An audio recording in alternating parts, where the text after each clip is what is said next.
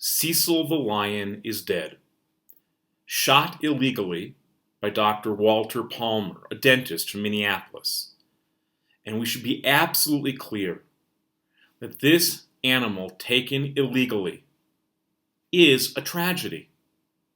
It's a tragedy because it's the loss of a beloved national symbol in his home country.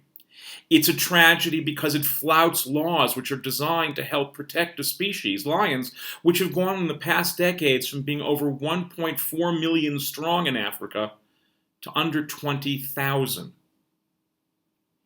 It's a tragedy because it's part of a chain of high-priced big game hunting in which some kind of weird show of masculinity substitutes for healthier expressions of power. There are a lot of reasons this is not cool, but let's also be clear. The response to it is as disturbing, if not more so.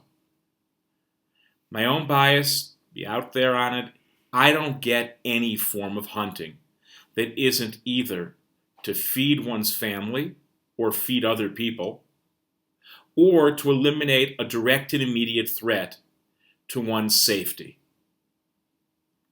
That said, I can imagine that that's not the only approach. That's not an excuse for the illegal taking of animal lives. But we do need a little perspective on this because people are going crazy. And at the risk of offending anyone, it's one lion.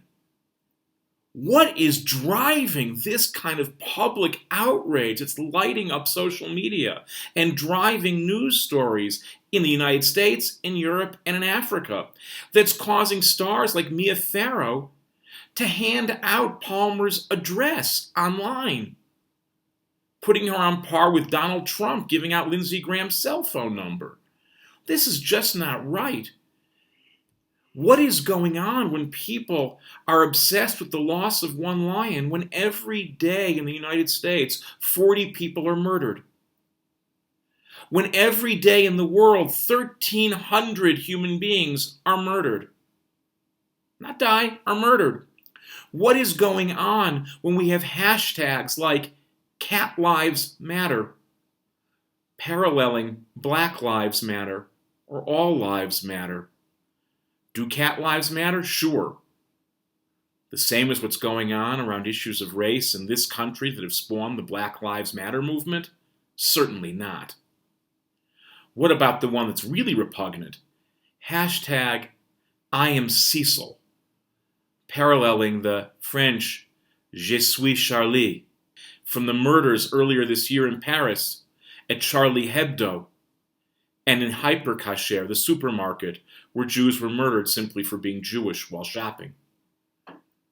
This is not terrorism the way people are describing it, and it certainly shouldn't be compared to it. I'm reminded as all this blows up this week of a really important teaching by one of my masters around maintaining moral and ethical balance. And he would often remind us that the inability to distinguish between one good cause and another good cause, between one level of sacredness and another level of sacredness, surely leads to the inability to ultimately distinguish between good and bad, and sacred and profane altogether. Raise a voice for the illegal taking of animal lives, but comparing it to mass murders in the streets of Paris or anywhere else? No. That we dare not do. And all those who are engaged in it owe all the rest of us an apology, just as Dr. Palmer owes for what he did in Africa.